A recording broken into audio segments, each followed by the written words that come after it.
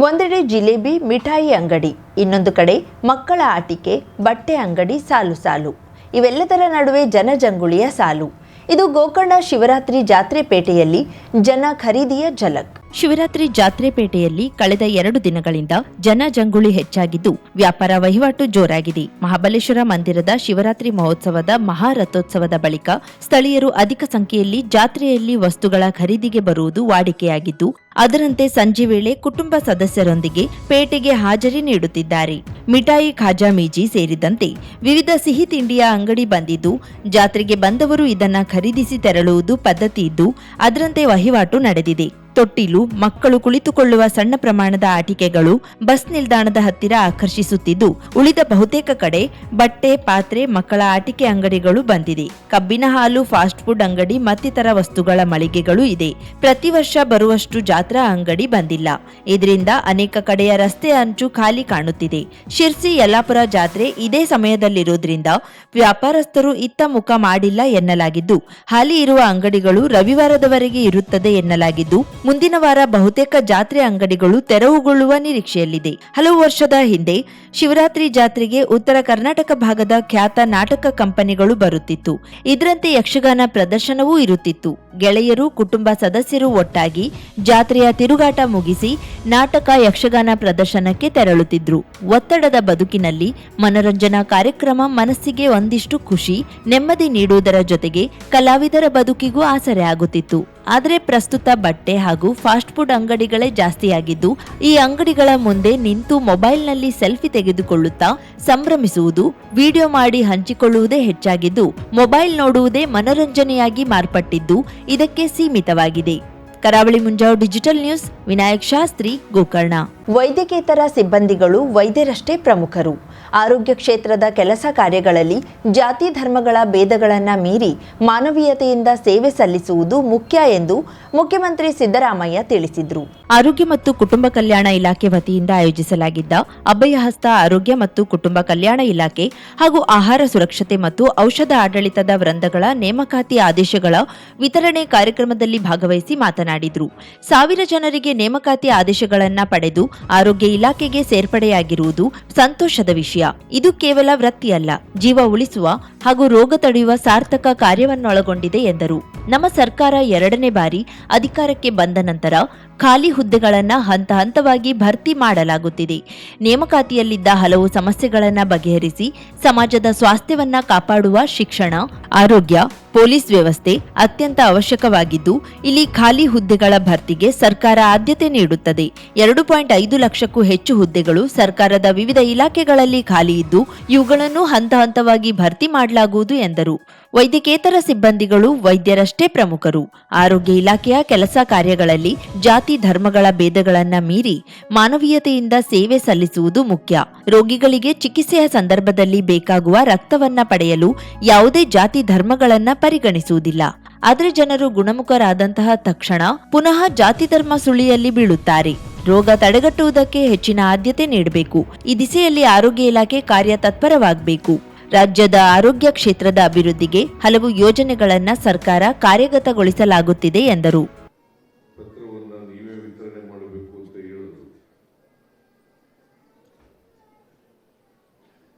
ಹಾಗಾಗಿ ನಾನು ಈ ಕಾರ್ಯಕ್ರಮದಲ್ಲಿ ಭಾಗವಹಿಸಿದ್ದೇನೆ. ಮತ್ತೆ ಸಾಂಕೇತಿಕವಾಗಿ ನೇಮಕಾತಿ ಪತ್ರವನ್ನು ವಿತರಣೆ ಮಾಡಿದ್ದೇನೆ.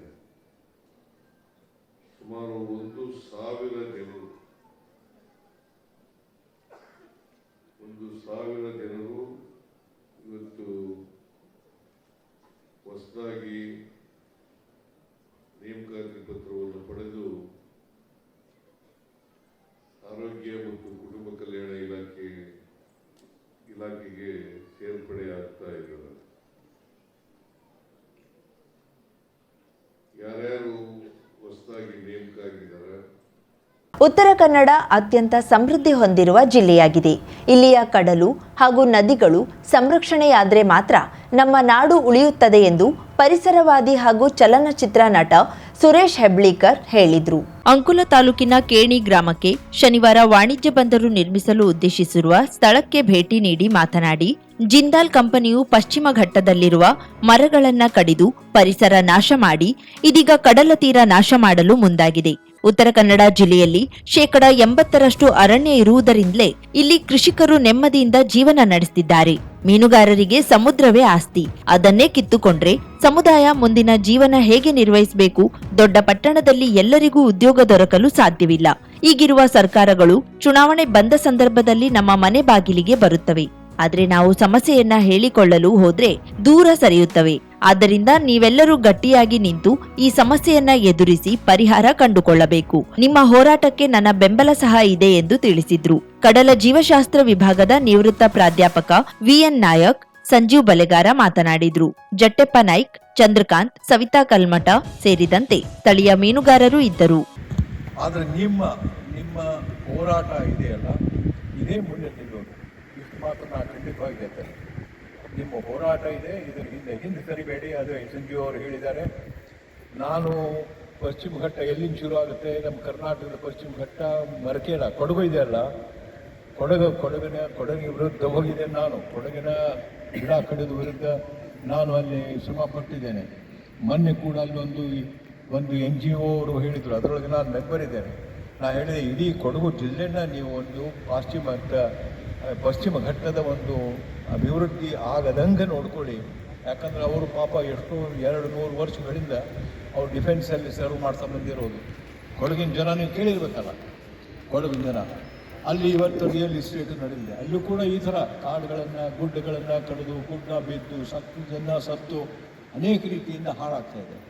ಹಾಗೆಯೇ ಬೆಳಗಾವಿಯಲ್ಲಿ ಶುರುವಾಗುವಂಥ ಬೆಳಗಾವಿ, ಧಾರವಾಡ, ಕೆಲವರು ಸುಳ್ಳು ದಾಖಲೆ ನೀಡಿ ಪರಿಶಿಷ್ಟ ಜಾತಿ ಪಂಗಡದ ಪ್ರಮಾಣ ಪತ್ರ ಪಡೆದು ನೈಜ ಫಲಾನುಭವಿಗಳ ಹಕ್ಕು ಕಸಿಯುತ್ತಿದ್ದಾರೆ. ಸುಪ್ರೀಂ ಕೋರ್ಟ್ ತೀರ್ಪು ಹಾಗೂ ನಾಗರಿಕ ಹಕ್ಕು ಜಾರಿ ನಿರ್ದೇಶನಾಲಯದ ವರದಿ ಇದ್ರೂ ಜಿಲ್ಲಾಡಳಿತ ಕ್ರಮ ಕೈಗೊಳ್ಳುತ್ತಿಲ್ಲ ಎಂದು ಕರ್ನಾಟಕ ದಲಿತ ಸಂಘರ್ಷ ಸಮಿತಿ ಜಿಲ್ಲಾ ಸಂಚಾಲಕ ತುಳಸಿದಾಸ್ ಪಾವಸ್ಕರ್ ಆರೋಪಿಸಿದರು. ಕಾರವಾರ ನಗರದ ಜಿಲ್ಲಾ ಪತ್ರಿಕಾ ಭವನದಲ್ಲಿ ನಡೆದ ಸುದ್ದಿಗೋಷ್ಠಿಯಲ್ಲಿ ಮಾತನಾಡಿದ ಅವರು, ಫೆಬ್ರವರಿ 22ರಂದು ಜಿಲ್ಲೆಗೆ ಆಗಮಿಸುವ ಮುಖ್ಯಮಂತ್ರಿ ಸಿದ್ದರಾಮಯ್ಯ ಭೇಟಿ ವೇಳೆ ಸುಳ್ಳು ಜಾತಿ ಪ್ರಮಾಣ ಪತ್ರ ತಡೆಗಾಗಿ ಆಗ್ರಹಿಸಿ ಬೃಹತ್ ಪ್ರತಿಭಟನೆ ನಡೆಸುವುದಾಗಿ ಎಚ್ಚರಿಸಿದ್ದ ಅವರು, ಜಿಲ್ಲಾಧಿಕಾರಿ ಲಕ್ಷ್ಮೀಪ್ರಿಯಾ ಅವರು ಪರಿಶಿಷ್ಟ ಜಾತಿ ಪಂಗಡದವರ ಕುಂದುಕೊರತೆ ಸಭೆ ನಡೆಸಿಲ್ಲ, ದಲಿತರ ಸಮಸ್ಯೆಗಳನ್ನ ಕಡೆಗಣಿಸಲಾಗಿದೆ, ದೌರ್ಜನ್ಯ ಪ್ರಕರಣಗಳಲ್ಲಿ ಸಂತ್ರಸ್ತರಿಗೆ ಪರಿಹಾರ ವಿತರಣೆಯಲ್ಲೂ ವಿಳಂಬವಾಗುತ್ತಿದೆ ಎಂದು ದೂರಿದ್ರು. ಡಿಸಿಆರ್ಇ ಪೊಲೀಸ್ ಠಾಣೆಯನ್ನ ಜಿಲ್ಲಾಧಿಕಾರಿ ಕಚೇರಿ ಬಳಿಗೆ ಸ್ಥಳಾಂತರಿಸಬೇಕು. ಕಾರವಾರ ಬಾಲಮಂದಿರದ ಬಾಲಕಿಯ ಮೇಲಿನ ದೌರ್ಜನ್ಯ ಪ್ರಕರಣದ ವಾರ್ಡನ್ ಅನ್ನ ತಕ್ಷಣ ಬಂಧಿಸಬೇಕು. ಜಿಲ್ಲಾ ಸಮಾಜ ಕಲ್ಯಾಣಾಧಿಕಾರಿ ಖಾಯಂ ಹುದ್ದೆಗೆ ನೇಮಿಸಬೇಕು ಎಂದರು. ಮುಕ್ರಿ ಸಮುದಾಯದ ಎನ್ಆರ್ ಮುಕ್ರಿ ಮಾತನಾಡಿ, ಹೊನ್ನವರದ ಹೆರಾವಳಿ ಗ್ರಾಮದ ಜಟ್ಟಿ ಹಳ್ಳೇರ ಜಮೀನಿಗೆ ಖಾಯಂ ಲಾಗಣಿ ಮಂಜೂರಿ ಮಾಡಬೇಕು. ಕುಮಟಾದ ಹಂದಿಗೋಣ ಗ್ರಾಮದಲ್ಲಿ ಪರಿಶಿಷ್ಟ ಜಾತಿಯವರಿಗೆ ಮಂಜೂರಾದ ಸ್ಮಶಾನ ಭೂಮಿಗೆ ಅಡ್ಡಿಪಡಿಸುತ್ತಿರುವ ತಹಶೀಲ್ದಾರರ ವಿರುದ್ಧ ಕ್ರಮ ಕೈಗೊಳ್ಳಬೇಕು. ಭಟ್ಕಳದಲ್ಲಿ ಪರ್ಯಾಯ ವ್ಯವಸ್ಥೆ ಮಾಡದೆ ಕೊರಾರ ಕುಟುಂಬಗಳನ್ನ ಒಕ್ಕಲೆಬ್ಬಿಸುವುದನ್ನ ನಿಲ್ಲಿಸಬೇಕು ಎಂದು ಆಗ್ರಹಿಸಿದ್ರು.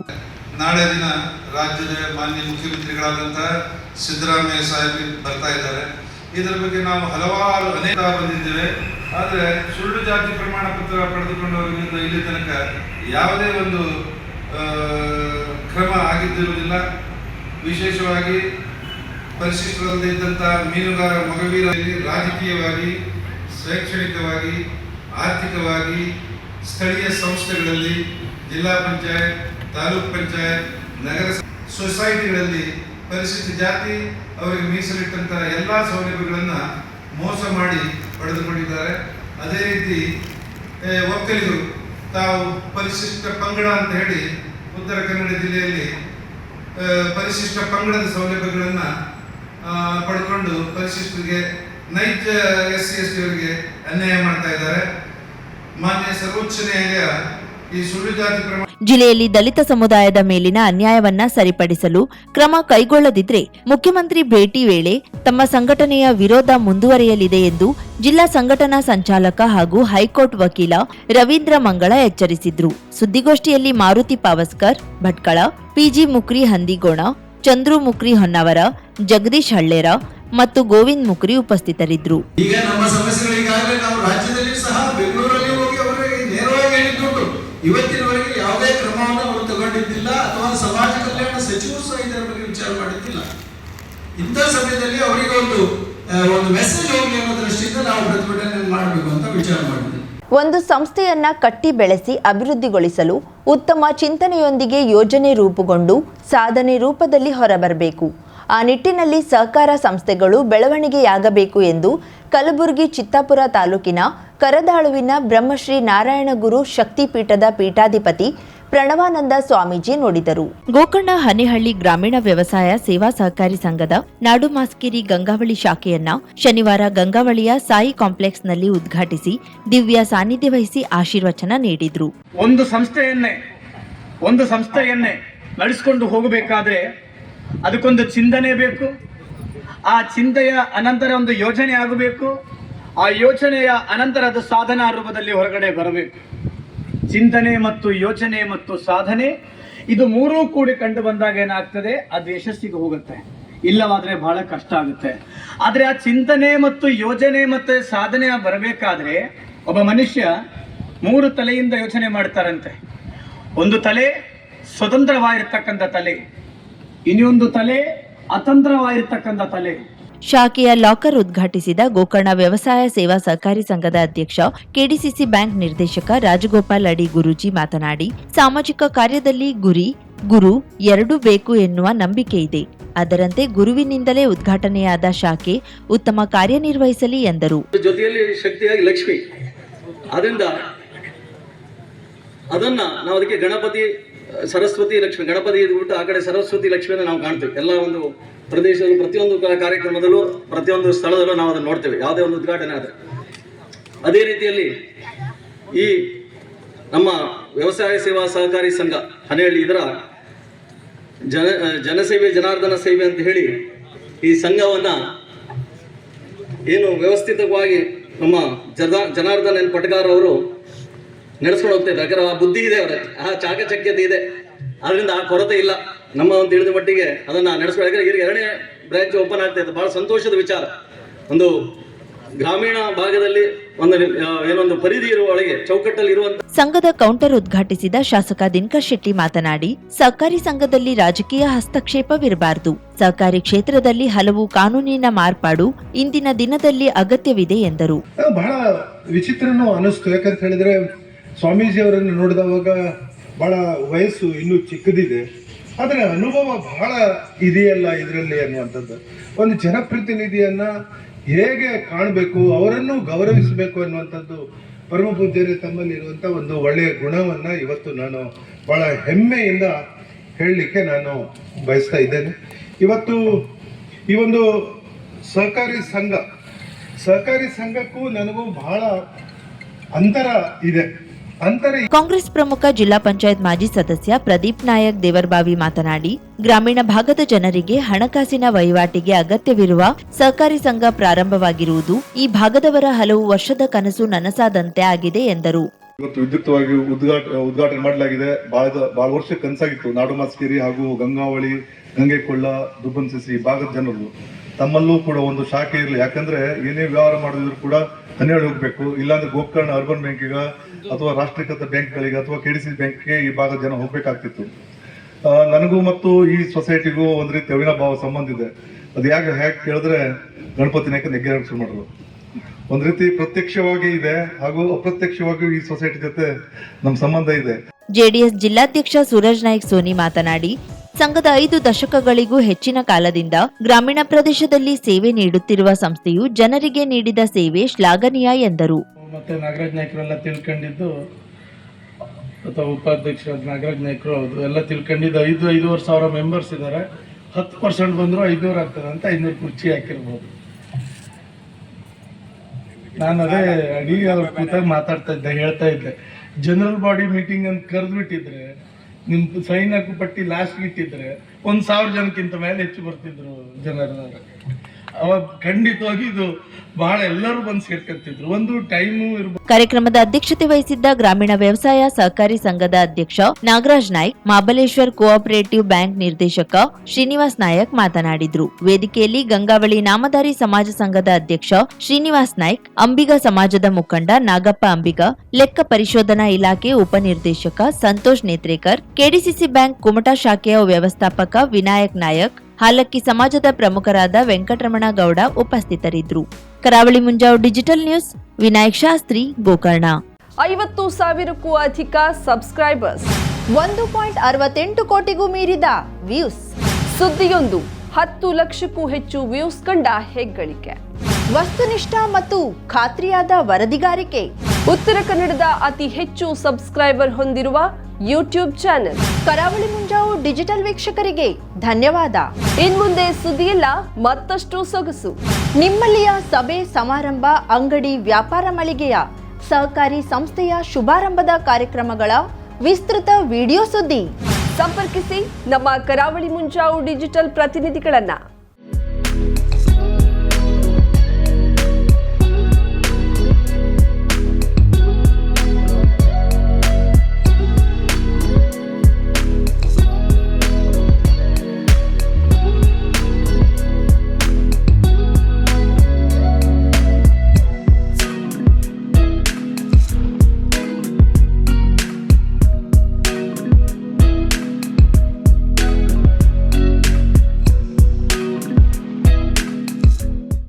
ಸಮಾರಂಭ ನಿಮ್ಮದು, ಸಂಭ್ರಮ ನಮ್ಮದು.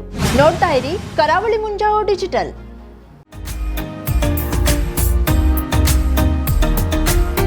ಮಿಲನ್ ಎಂಟರ್ಪ್ರೈಸಸ್ ಬೃಹತ್ ಎಲೆಕ್ಟ್ರಾನಿಕ್ ಹಾಗೂ ಫರ್ನಿಚರ್ ಮಳಿಗೆ.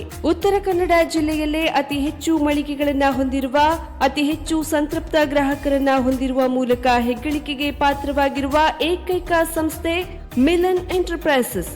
ನಮ್ಮ ಮಳಿಗೆಗಳಲ್ಲಿ ಪ್ರಸಿದ್ಧ ಕಂಪನಿಗಳ electronic refrigerator, washing machine, LED TV, ಎಸಿಗಳು ಲಭ್ಯ.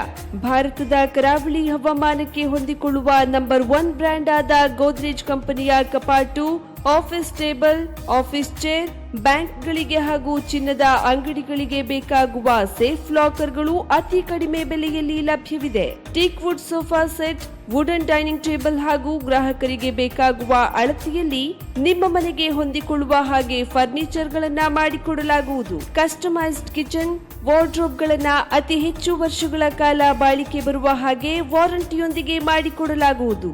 ನಮ್ಮಲ್ಲಿ ಡ್ಯೂರಾಫ್ಲೆಕ್ಸ್, ಗೋದ್ರೇಜ್ ಕಂಪನಿಯ memory foam mattress, orthopaedic mattress, spring ಮ್ಯಾಟ್ರೆಸ್ಗಳು ಕಡಿಮೆ ಬೆಲೆಯಲ್ಲಿ ಲಭ್ಯ. ವಿವಿಧ ಕಂಪನಿಗಳ ನವೀನ ಮಾದರಿಯ ಮಿಕ್ಸರ್, ಗ್ರೈಂಡರ್, ಫ್ಯಾನ್, ಕುಕ್ಕರ್, ತವಾ, ಫ್ಲಾಸ್ಕ್, ಮೈಕ್ರೋ ಓವೆನ್ಗಳು ಲಭ್ಯವಿದೆ. 0% ಬಡ್ಡಿಯೊಂದಿಗೆ ಸ್ಥಳದಲ್ಲಿಯೇ ಬಜಾಜ್ ಫೈನಾನ್ಸ್ ನಿಂದ ಸಾಲ ಸೌಲಭ್ಯವಿದೆ. ಮಿಲನ್ ಎಂಟರ್ಪ್ರೈಸಸ್ ನಲ್ಲಿ ಖರೀದಿ ಮಾಡುವ ಗ್ರಾಹಕರಿಗೆ ಡಿಸ್ಕೌಂಟ್ ಮತ್ತು ಗಿಫ್ಟ್ ಜೊತೆಗೆ ಪ್ರತಿ 2,000 ರೂಪಾಯಿಗಳ ಖರೀದಿಗೆ ಒಂದು ಬಂಪರ್ ಲಕ್ಕಿ ಡ್ರಾ ಕೂಪನ್ ನೀಡಲಾಗುವುದು. ಈ ಲಕ್ಕಿ ಡ್ರಾ ನಲ್ಲಿ 7 ಲಕ್ಷದವರೆಗೆ ಬಹುಮಾನ ಗೆಲ್ಲುವ ಅವಕಾಶ ನಿಮ್ಮದಾಗಿರುತ್ತದೆ. ಲಕ್ಕಿ ಡ್ರಾದಲ್ಲಿ 1 ಕಾರ್, 2 ಬೈಕ್ ಮತ್ತು ರೆಫ್ರಿಜರೇಟರ್, ವಾಷಿಂಗ್ ಮಷೀನ್ ಸೇರಿದಂತೆ 30 ಲಕ್ಕಿ ಗ್ರಾಹಕರಿಗೆ ಬಹುಮಾನ ಗೆಲ್ಲುವ ಅವಕಾಶ. ಗ್ರಾಹಕರ ಸಂತೃಪ್ತಿಗೆ ನಮ್ಮ ಮೊದಲ ಆದ್ಯತೆ ಎನ್ನುವುದು ಮಿಲನ್ ಎಂಟರ್ಪ್ರೈಸಸ್ ನ ವಾಕ್ಯ. ಉತ್ತರ ಕನ್ನಡ ಜಿಲ್ಲೆಯ ನಮ್ಮ ಶೋರೂಮ್ಗಳಾದ old Mahalakshmi super market, Mulla stop ಹತ್ತಿರ, ಕಾಜುಬಾಗ್, ಕಾರವಾರ, ಅಗ್ರಿಕಲ್ಚರ್ ಆಫೀಸ್ ಎದುರುಗಡೆ, ಮಾಸ್ತಿಕಟ್ಟೆ ರೋಡ್, ಹೊನ್ನಾವರ, ಸೀಮಾ ಕಾಂಪ್ಲೆಕ್ಸ್ ಹತ್ತಿರ, Moni Basti main road, Bhatkal, Indian bank ಎದುರು, CP Bazar road, Sirsi, JS building, JN road, Dandeli, KS building, Motikeri road, Haliyal. ಇಲ್ಲಿಗೆ ತಪ್ಪದೇ ಭೇಟಿ ನೀಡಿ ಸಂತೃಪ್ತರಾಗಿ.